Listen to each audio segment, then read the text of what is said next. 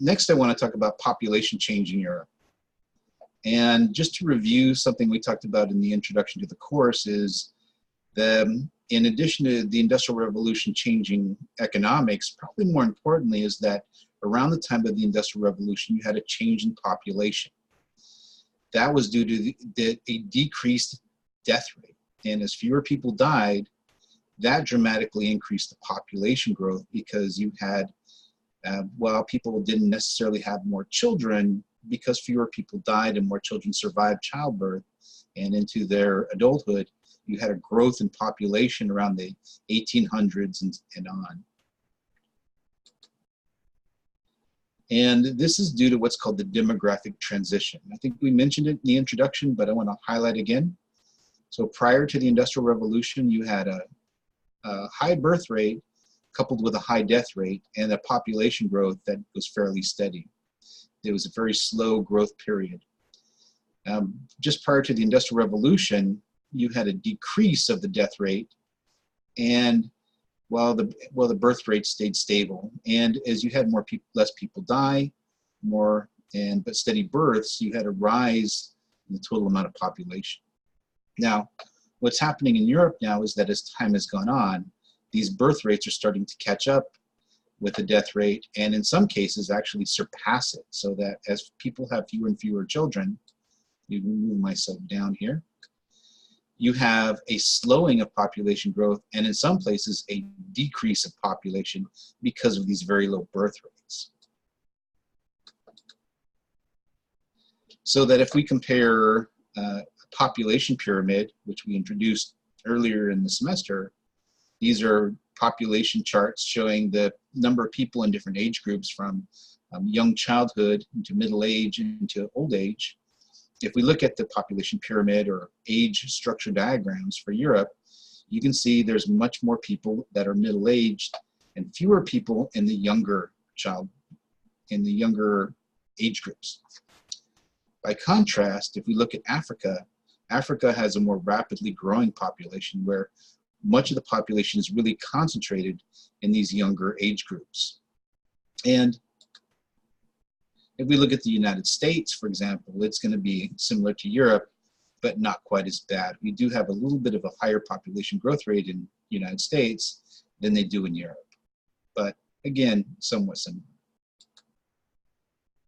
Okay, now because of this decrease in population, this can be problematic because in cases like this, you're going to have more people who are in the older age groups over time and fewer people who are of working age. And as older people need more things like social support, here in the United States that would be Social Security and Medicare, you need a large group of workers that are paying taxes to support these types of social programs.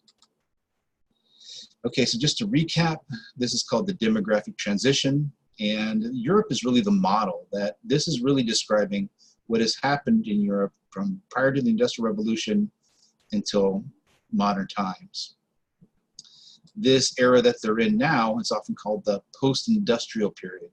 These are periods with very low birth rates, and much of Europe is in a situation where it's not meeting what's called its population replacement level.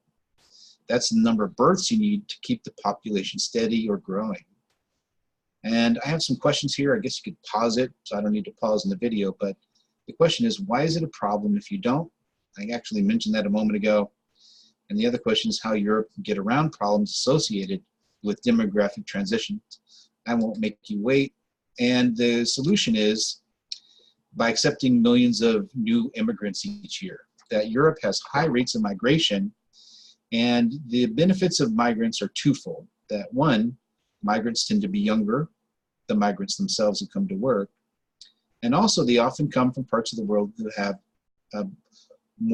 on average, more children. So they tend to have larger families, and so not only do you have younger workers, but you also have younger workers with larger families of young people.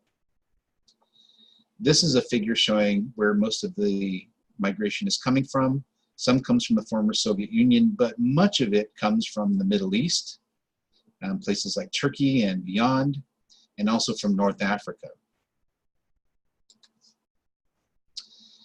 Okay, so Europe is accepting millions of migrants each year. These two images I have, these are meant to illustrate some of the side effects or problems associated with high rates of migration, that you have cultural backlash, you have anti-migrant sentiment, something maybe we kind of see here in the United States, but you have it, there's a heavy presence of this in Europe where people have this is an anti-migrant demonstration. You also have, on the other side, cases of police brutality. You have a lot of segregation of migrants. So there's a lot of social pressures that are associated with these high rates of migration. A lot of these are also due to cultural differences, that many migrants are coming from places that have religious differences as well. And this brings a change to the makeup of cities in Europe, where you have more people from Muslim countries that are coming and are becoming a stronger presence in Europe. And that also causes somewhat of a cultural backlash in some places. More recently, however, we've seen a change from where it's not just selective migrants or migrants that are coming to backfill these jobs that are missing, but also a heavy increase in non-selective migrants or refugees from North Africa and the Middle East, particularly in places from like Syria. So this is a figure from a newspaper looking at the European migrant crisis around 2015. This has settled down a little, but it still continues today. You have this around 2014, 2015, especially when the conflict in Syria was really getting going.